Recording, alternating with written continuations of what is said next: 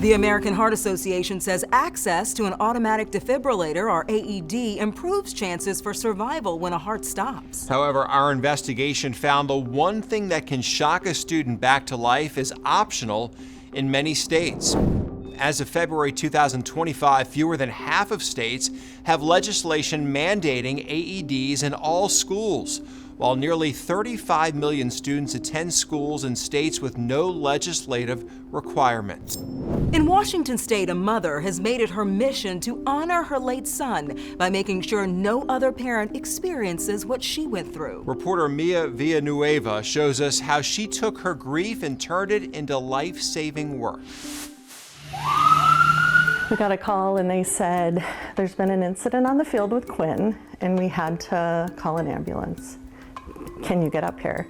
In June of 2009, Kelly Driscoll and her late husband, Scott, rushed to Wy'east Middle School in Vancouver after receiving a call that her 13-year-old son, Quinn, collapsed on the track. I kneeled down by him and put my hand on him. There was nothing.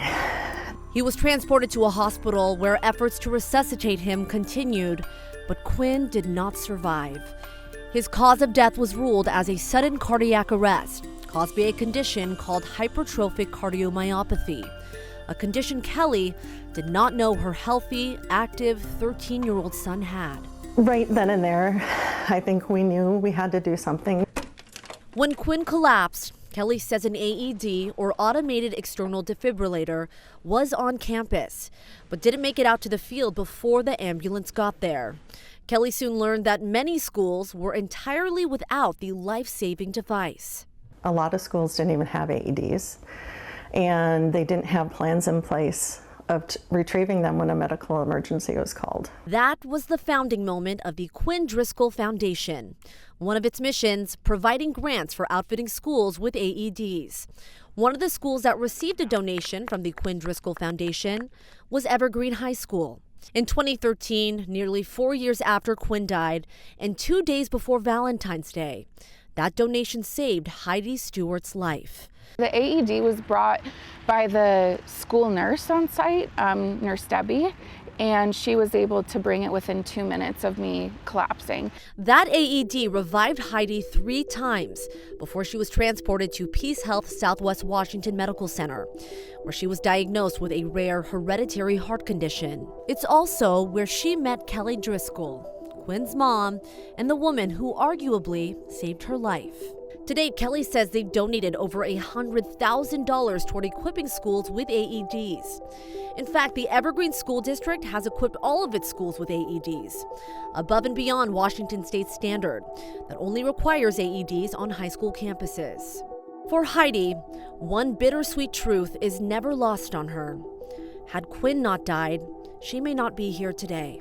When I heard about who it was that essentially saved my life, because he lost his and his family chose to do something so unbelievable and so kind, it's overwhelming.